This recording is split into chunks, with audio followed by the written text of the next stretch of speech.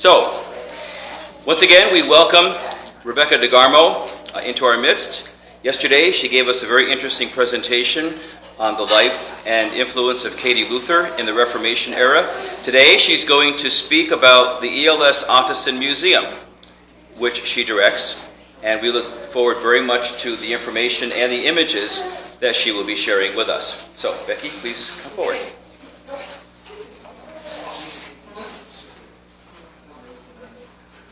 Okay, thank you, Pastor Weber. So as he said, I am the director of the Evangelical Lutheran Synod's Ottesen Museum. It's an interesting job, but it's also a part-time job. But I try to give it everything I need. One of the things Pastor Weber asked me to do is make a video of the museum, and I've always been hesitant to do that because, in my mind, if I do that, that discourages people from actually coming to visit, because most of the places that I give presentations are within easy driving distance. So I made an exception for you because you're further away. But I had also previously, for a different congregation, created a PowerPoint presentation to talk about the museum. So we're going to show the video first, and then I'm going to fill in some things with the PowerPoint presentation. So I'm just going to start out by, this is not a terribly long video, just a few minutes. Started out with the exterior of the building. It was originally a house that the Bethany Lutheran College purchased and used for housing for, at first, staff and then some students. And then in 2003, I'm going to just pause it for a second. It was converted into the museum, and so as we go through, I'll describe. So this first room was originally the kitchen. It is now the entryway, a little reception entrance area. Those are books that the ELS Historical Society publishes and sells. And then as we go over to the other side, there is always a display of the latest things that have been donated to the museum. So all of these things actually have been donated in the last year. This is Hannah Ottesen, who the museum is named after. She donated the original collection to the museum. Her father was one of the founders of the old Norwegian Synod. She donated family things. We have displays on coming to America, the beginning of the old Norwegian Synod, the founding. Those three men are some of the founders of the old Synod. Some things from that era.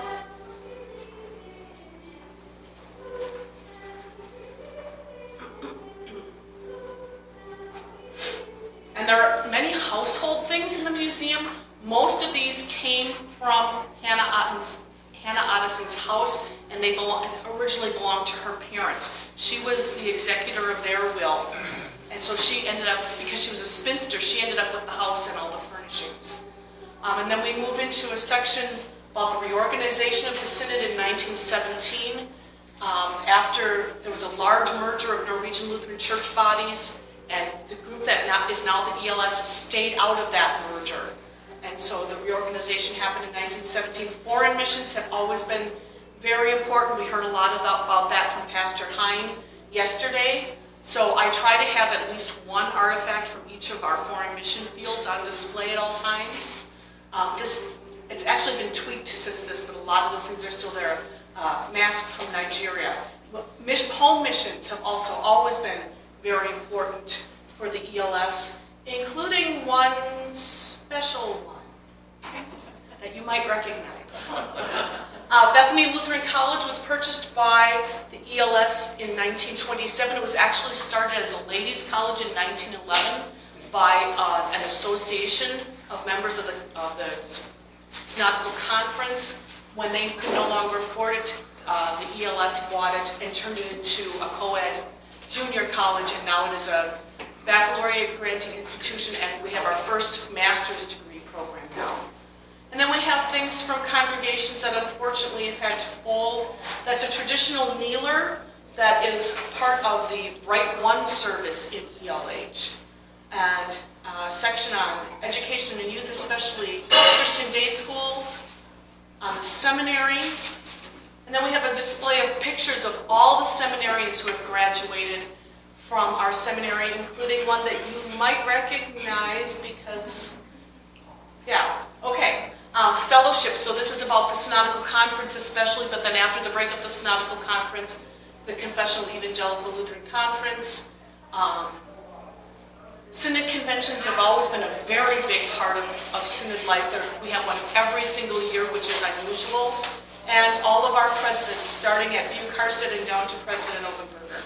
And then I always have some special displays. So here's one that I actually just took down on work in China, and also one to commemorate the 75th anniversary of the seminary, which was last year. And then we have a few cabinets that, this is all things that were in Hannah Ottesen's house at one point. Some of them came over from Norway, some of them she and her family bought here. And then one more display, that dress is from China also. And then one more display cabinet of household things donated by various pastors' families, especially back in the 30s and 40s. So a lot of the things in here are over 100 years old. Then we have a room that I call the church parlors. I like that especially for when confirmation classes come in and I can talk to them about things that happen in the church that aren't the worship service. So we have Bible study and catechism class materials, potluck dinner, especially in the Midwest, we can't forget that. We have a veterans display, partly because in some of our older congregations, especially after World War II, they were very intent on honoring the veterans. Another small foreign mission display, all of those artifacts are from former President George Warwick. He was also the first regular director of the museum. An old pump organ from one of our congregations. And then I also use this area to talk about congregational life. So we have some church anniversary plates. I talk about how churches can set up their own museum. And I encourage churches to have a church library. All of the books in this library were published by members of the ELS, or Old Norwegian Synod. We also have a log cabin room where I can talk about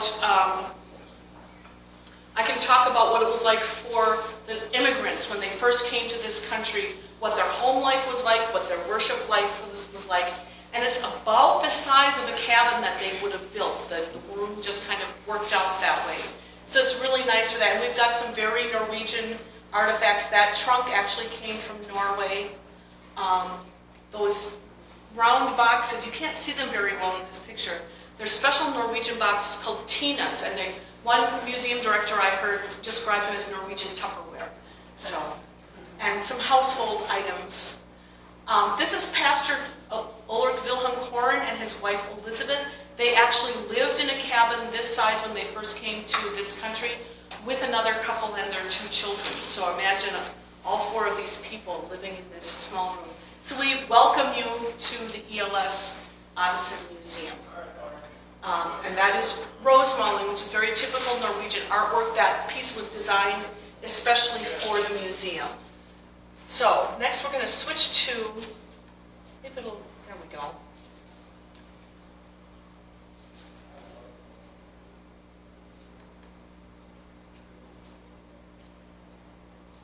It's taking its time opening up. There we go. Okay.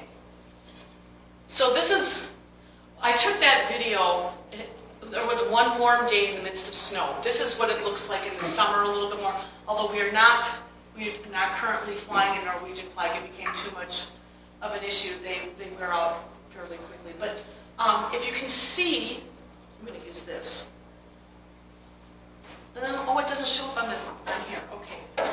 Back here behind the car, that's actually the Synod's office building and seminary building. So my building is right next door to that. We're kind of an annex building. And also in this building, the Synod Communications Director has his office. The Synod Secretary has an office for when he's on campus. He's part-time, so he's not always there. And plus he's also helping out with Synod Archives. And then also the Synod's Home Mission Coordinator has his office in this building. So it's a multi-purpose building, but because there are artifacts, I take up a lot of it. Let's see.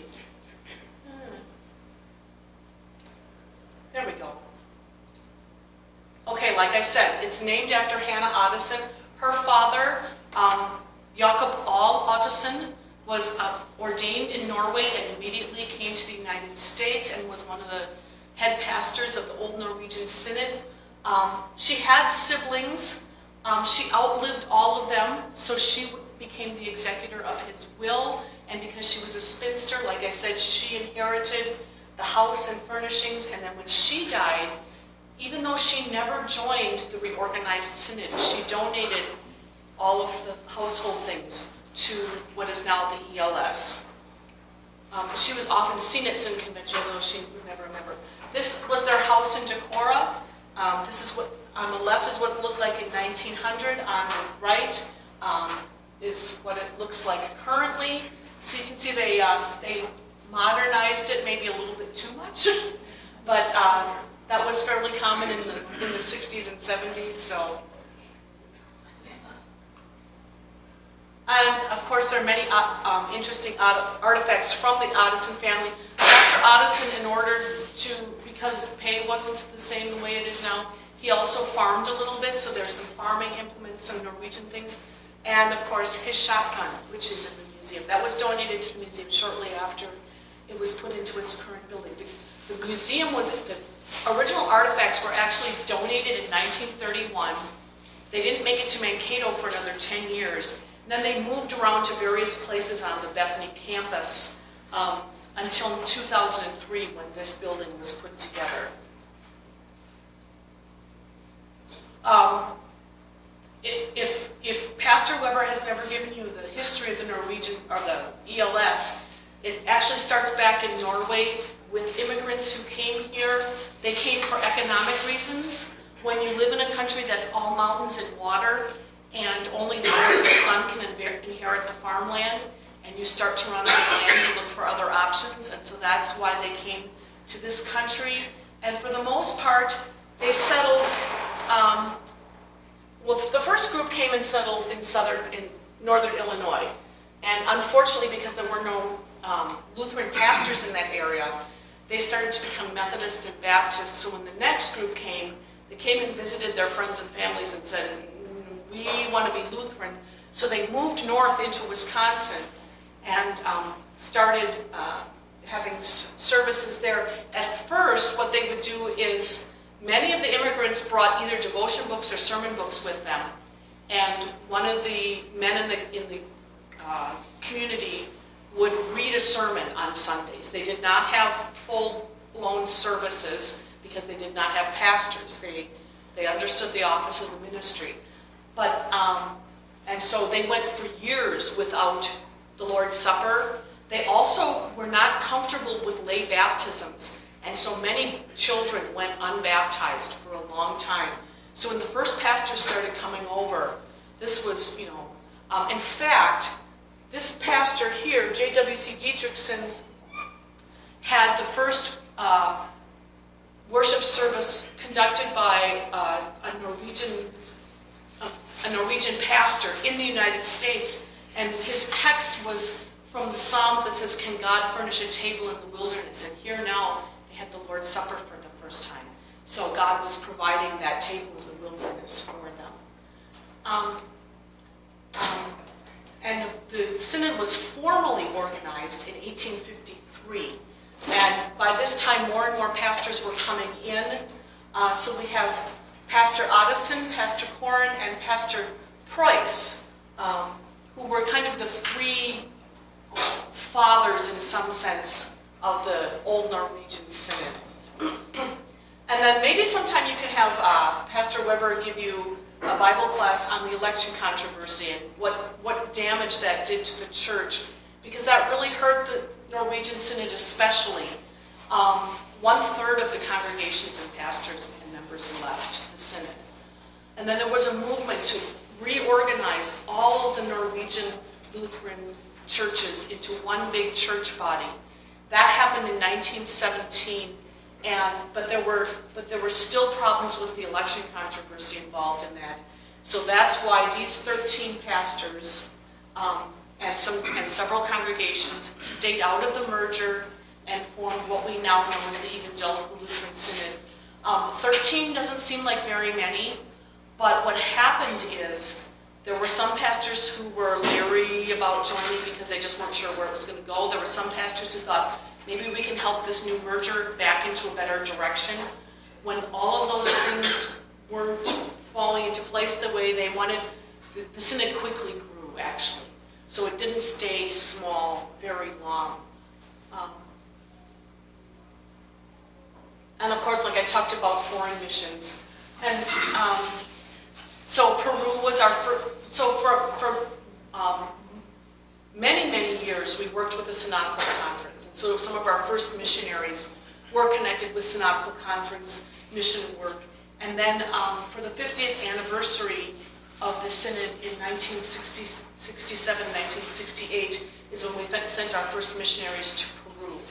And it's grown since then. We now have foreign mission fields on 3 different continents. And of course, home missions. There are always new home missions, and I'm sure you hear about those if you read some of the cross-stitch stuff that comes out.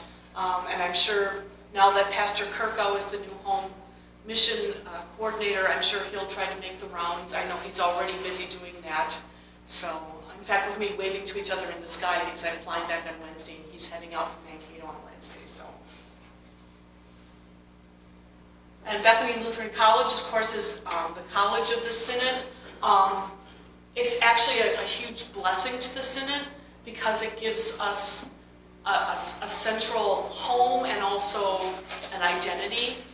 It also helps prepare the young people of the Synod, not just to be pastors and teachers, but to serve in all sorts of different vocations in the world, and at the same time strengthen their faith. And so it's a real blessing. This picture actually is kind of interesting because that's the architect's drawing for what Old Main was supposed to look like. And unfortunately, because of monetary constraints, the part of the building on the far right side never got built. The tower never got built. And all that grassy area in front, it looks really lush and green. That's actually a hill. And the architect drew it that way to give the building more presence. And so it's a little bit deceiving. People come and say, did the hill really erode that badly? And no, it was never there. So all the pictures have something to do with the history of the college. Education and youth, Christian day schools have always been important. There's one here that's kind of special to me. I have to come over here. The one right here, it's a little log cabin, and it's on the property of the parsonage at the Saudi Lutheran Church in northeast Iowa. My husband was pastor there for 7 years, so that little house was on our grounds. It wasn't used a lot when we were there because the raccoons had done some damage to the foundation, and we couldn't open the door.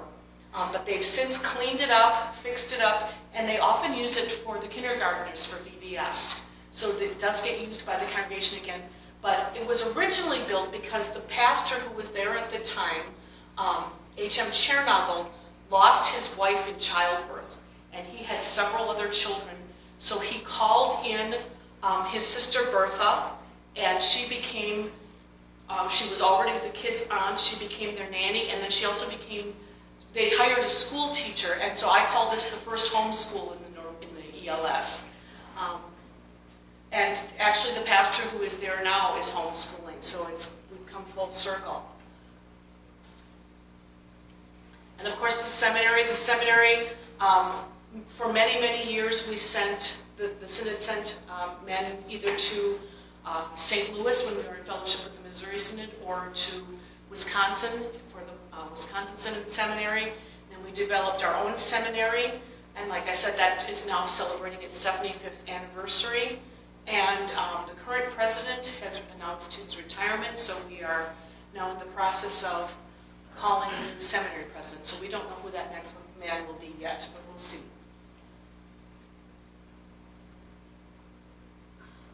Fellowship. So back even in the times of the Old Norwegian Synod, the Old Norwegian Synod was one of the founders of the Synodical Conference. The Synodical Conference was very important for confessional Lutheran church bodies, especially in the Midwest, to get together and encourage one another and build each other up. The four main church bodies in that were the Missouri Synod, the Wisconsin Synod, the Evangelical Lutheran Synod, and a church that went colloquially by the name of the Slovak Synod. And when the Missouri Synod started having problems back in the 40s and 50s, things fell apart. The Wisconsin Synod and the ELS stayed in fellowship with each other. The Missouri Synod went off on its own, and the Slovak Synod actually became a non-geographical district of the Missouri Synod. And there were exceptions to that. The CLC, the Church of the Lutheran Confession, got formed in the middle of that.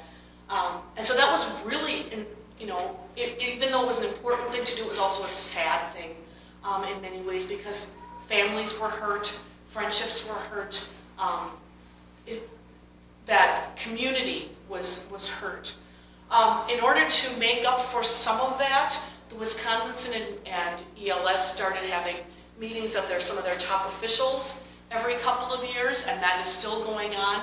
And then I believe it was in 1983, the confessional, CELC, which is a worldwide organization of church bodies in fellowship with the ELS and Wisconsin Synod, was formed. And they meet every 3 years. And that has also been really great, especially for those church bodies in other countries, because some of them are very, very tiny, and then they feel that, okay, we're not alone in this.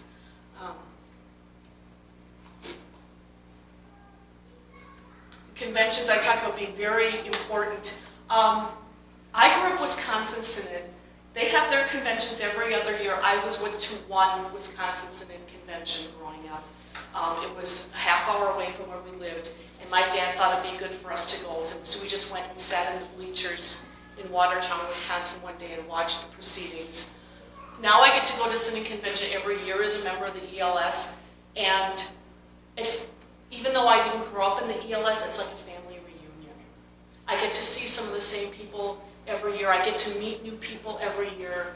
And there's always this wonderful feeling of we're all doing this together and family. And someone asked, we didn't get to have Synod Convention in 2020, but we did this past year. And someone asked what it was like. I said, there was more hugging than ever, because we were all so glad to be back together again. Someone was wondering because of the COVID conditions, and the state of Minnesota had dropped everything in time for convention, so it was even more, that feeling of connectedness. It was really wonderful. And then, of course, the presidents. The first president back in 1918 was a man named Buke Harstead. He still has descendants in the Synod. In fact, he has a great-great-grandson who is a student at Bethany now, whose name is Buke, but his last name is Schmidt. So not a Norwegian name. And then, of course, now President Openberger is our 20th president. And he is up for re-election this year, so we will see what happens there, too. And then I talked about the church parlors. That organ that I mentioned, and it was refurbished, and so it works, and so we can actually use it for certain things. So that's really nice. And I talked about bringing confirmation classes in here. There are several churches within driving distance where the pastors will bring confirmation or high school age kids in. This is the room where the light bulbs start going off. This is the room where the kids start seeing, this isn't just about old stuff and old people. This includes me. And that really means a lot to me, because that means they're going to understand that church isn't just about adults doing adult stuff. It's about all of us doing these things and being involved. So that's really great. And the log cabin room has some really wonderful artifacts in it. Some of them are from Norway, some of them from the United States. But it really helps the people understand what it was like for the immigrants. And another neat feature about this room is that even though we have some things that came from Norway or are very typical Norwegian American. It's also very much the type of cabin that non-Europeans were building in the Midwest when they moved there. And so we have Christian Day School just down the road, and for several years the teacher would bring her kids in, and I would talk to them for an hour and a half about what it was like for Laura Ingalls Wilder to grow up in a log cabin. And those kids sat still for an hour and 15 minutes. And the last 15 minutes, the reason they weren't sitting quite as still is because I gave them something to do and they were a little scared, but at that point it didn't matter. But it's kind of funny because when I'm giving tours, especially confirmation classes, I'm wearing heels. That's a wood floor. And the kids are coming in their tennies going, there's a crack. Can I step on the floor? And I'm like, yeah, if I can do it in these, you can do it in those. It's kind of funny. But then they kind of get into it and they have some really good questions, and that helps engage them too. So I'm trying to build up future church historians. Special displays. So I just changed these a little bit. I talked about the China one. That's because we had a pastor in our synod who actually went to China twice. Once with the old Norwegian synod, and then after the reorganization, he went with the synodical conference back to China, and at the second time he was able to take his wife, and several of his children were born there. His name was George Lillegard, and the family, especially the last several years, has donated many of their artifacts, because what they said to me is, Becky, we're afraid if we keep them in the family, they're going to get spread out all over the place and they're going to lose their significance. We know you'll take care of them and people will get to learn from them. So we have a special display because when he went back the second time, it was in 1920. It was the 100th anniversary of that. Display on the 75th anniversary of the seminary. So I have little storyboards about each of the presidents and also each of the buildings. I just moved all of the seminary stuff into the display cabinet and into the tall display cabinet, and in the smaller one, when President John Woldstead died, his family donated mementos of his work across the synod and throughout the world, and I now have those on display in there, but I wasn't able to get a new picture put in time for this presentation. And then I talked about giving tours. So I love giving tours to church groups. It usually ends up being mostly confirmation groups or youth groups, but I'd love to have ladies' aids come in or men's clubs or whatever. And then I've had some community groups come in who are just interested in, what is this museum about? They understand it's a church history museum and that most of them don't have a connection to our church, but they still find it interesting. So that's always fun to do too. And then I started a new thing this year that I'm calling Corinths Kids. And it's a way to get younger children more involved. So it's just a new program. I'm just starting out. I'm hoping to branch out into more programs for this. But the first one is a scavenger hunt. So I don't know if you can tell, but along the left side, I spelled out Norwegian Synod. And they have to go find one artifact to correspond to each letter. And then I have a bonus question at the bottom.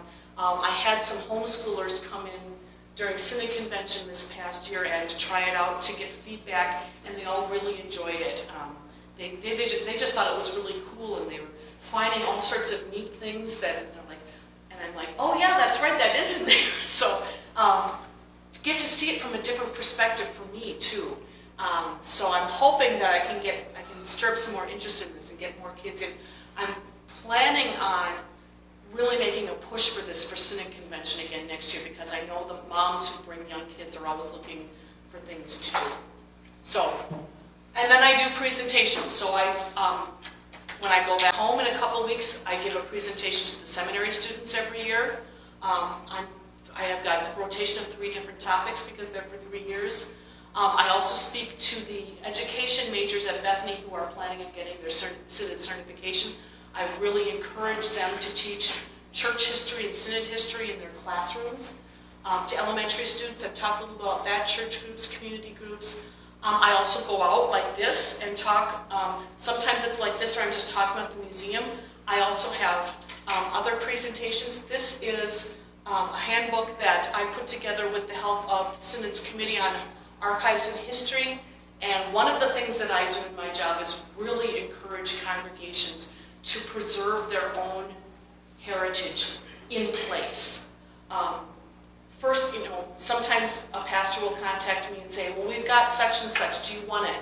And I said, well, don't you want to keep it there to teach your people? And sometimes they say, no, this is an extra. That's fine. But in view of that, I have got a packet that I put together, and I'm going to give this to Pastor Weber, and it has just a few things in it that will help if this congregation, and I actually encourage congregations to do this from day one, from their first organizational meeting. But it includes the booklet, a little flyer on the museum, other things for helping them, for helping congregations preserve their own history in place, and also promote their history when they have a church anniversary or things like that. So I will give this to Pastor Weber, and he can file it somewhere and whatever. My hope is that someday he'll run across it and say, oh yeah, maybe we should do this. So, and this is similar to what I give the seminary students too. Our big event every year is the Christmas open house. Unfortunately, we haven't been able to have it for the past 2 years. 2 years ago was, of course, because of COVID. No one could come in. So I did a video where I talked about a couple of Christmas hymns that were written in Norway that the immigrants would have brought to the United States with them and now are in ELH, in our hymn book. This past year, I was all ready to go, and just before the open house, I got COVID. And technically, because of the quarantine period, I could have had it, but it was just too tight to get all the last-minute work done. So I had to cancel it, but I'm hoping to use that same program this year because it's still pertinent. It's about the history of the seminary, and I thought, well, as long as we're getting a new seminary president, I can just include that into it. But we've had present themes on Norwegian Pioneer Christmas. This group, they were singing hymns from Korea and India. One year I featured all of the Eastern European countries. One year I featured Chile and Peru. On the far left and the bottom, they're all making those Norwegian hearts. That's a very typical Norwegian Christmas decoration. One year, up in the upper left-hand corner, one year I did Christmas across the ELS, and pastors sent in pictures and services from their churches, and then everyone got one of those. I don't know if they do it down here, but in the Midwest, everyone always got a little bag with peanuts and candy and an apple in it. And so I handed those all out to and not just the kids, I gave them to everybody. But I was able to get a special Thrivent grant to help pay for all of it. So it's always a lot of fun. There's always Christmas carols singing, and I pick hymns based on the theme. So it's always one of the highlights of the year. But then there are other things I do. It's not just about doing things for the public. I'm in the process of cataloging the entire collection. When I took over the job 11 years ago, I was given a list. And at one point on the list it said 4 old Norwegian books. And I'm like, well, that's not very helpful. So I have a whole process I go through. I photograph each object. I measure it. I write out a full description. And so it's not just the things that have always been there, but if someone donates something new, I go through that whole process. I have a worksheet that I use. And then I also have it all digitized so that if, God forbid, the building burns down, it's all on my computer and it's backed up by the college. So the catalog will always be there. What else do I do? Oh, I have to store the collection, and there too. When I moved in, there were a couple of things in archive quality boxes. For the most part, they were just in old boxes from the grocery store. that's not the best way to do it. One of the first things I did is I did a lot of studying about the best way to make sure that things stay preserved well. And so I try to pass on that information to other churches and groups, and I'm now in the process of also doing that. So you can see straight back, there are all these nice boxes with labels. Those are the things that have been cataloged. Everything over on the left, not so much, and so I'm still in the process of doing that. I keep joking that I hope to have it done before I die, and then I get in another big box of new stuff, and so it puts me a little bit further behind. So I guess I can't retire at least for a while. Have that all done. But wide variety of stuff, household things from the Ottesens, of course. We have a lot of things from the foreign mission fields that people have donated. And just wide variety of things. It's really interesting. I also maintain a Facebook page for the museum. And most of what this is recognizing the birth and death of prominent pastors in the synod. So every president gets a Facebook page for their birthday and death date. Every synod officer, there's college, many of the ordained college professors. I haven't gotten around to figuring all of that out yet. And so I try to have at least one Facebook post a week. If there's a week where nothing else fills in the calendar, I will highlight an artifact so that you can follow that. And I try to keep it interesting. I don't know how well I do, but the following is growing, so I must be doing okay. I also am continually doing research. I just included this book because this is the most recent history of Lutheranism in the United States. I actually have met the author. Unfortunately, when histories of Lutheranism in the United States are written, they are usually written by liberals, and they just can't wrap confessional Lutheranism. They can't figure that out. And I've met Mark Rehnquist, and I can tell when I talk about certain things, he's like, it just doesn't compute in his brain.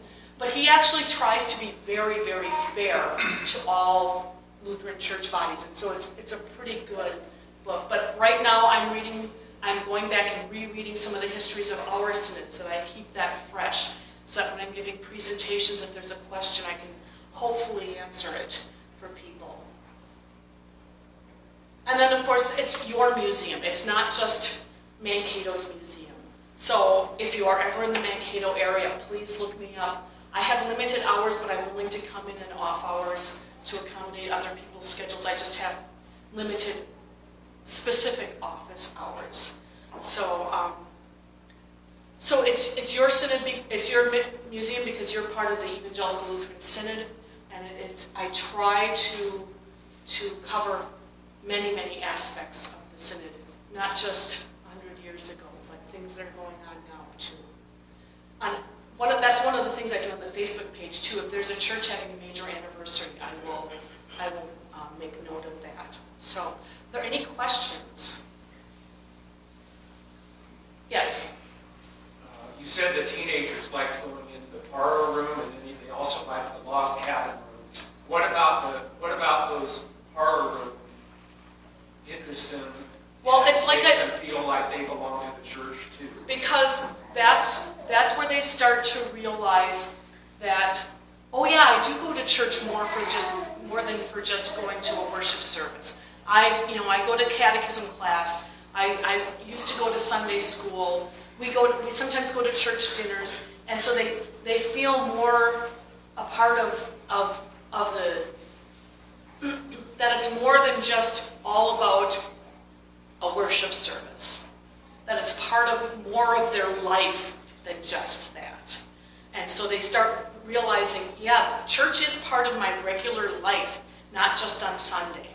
And so that really starts to click with them. And then the log cabin room, they really seem to take an interest in the artifacts. And maybe they're because they're not as closed up, and they're more practical artifacts down there than in some of the rest of the museum. So that I think clicks with them. They like seeing like the old horseshoes, or we've got a couple bullet molds, because some of the you used to have to make your own bullets when you had a gun.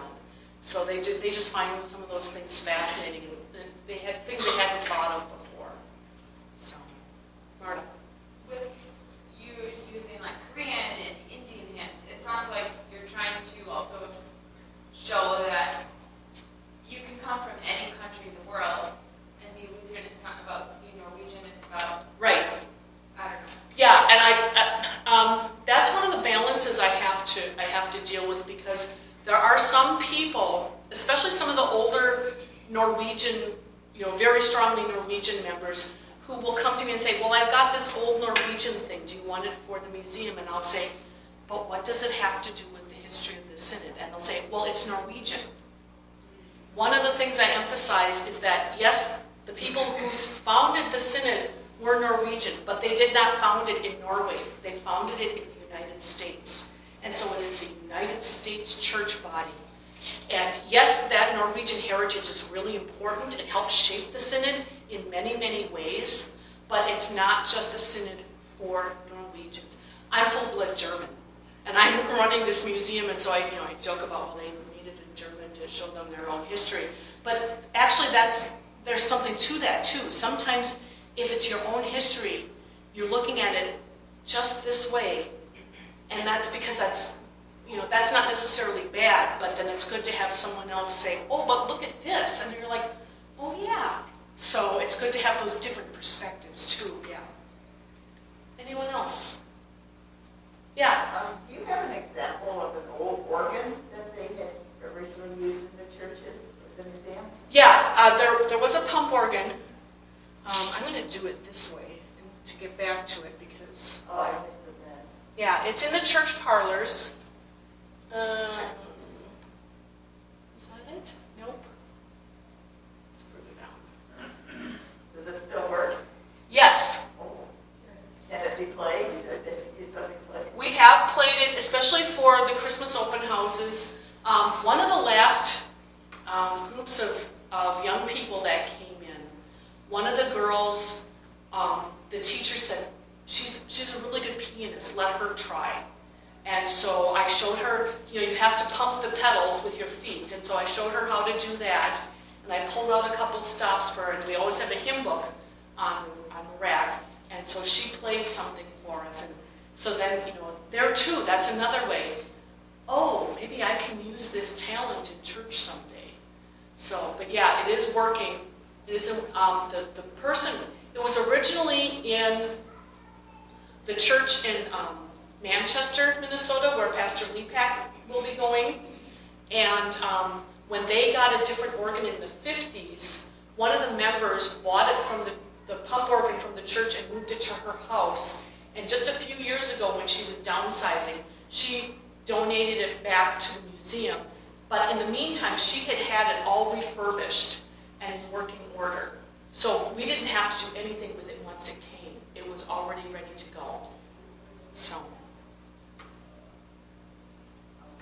Just to get back to the organ, before they got organs, how were their church services? How did they sing? That's really interesting, because especially for the Norwegians, you think a lot about, if you know anything about Norwegian society, they use the fiddle a lot but they considered the fiddle a secular instrument. So for instance, when a couple would get married, they would proceed from the farm to the church in this big long procession.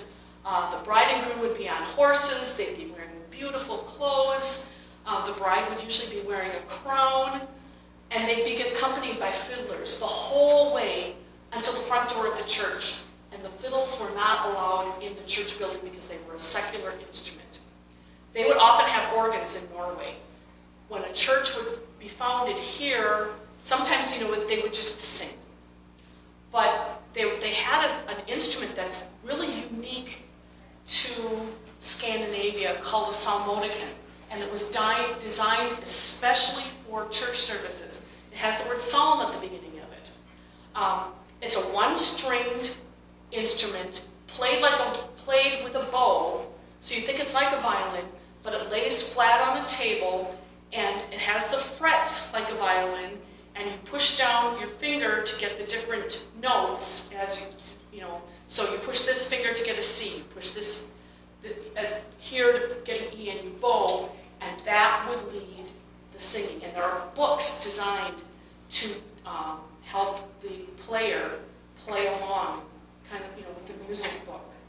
So it's something really unique to Scandinavian worship life that they would do. And then they would get an organ pretty quickly because the psalmodican only is so loud. It's why we have organs instead of guitars. They carry a lot better.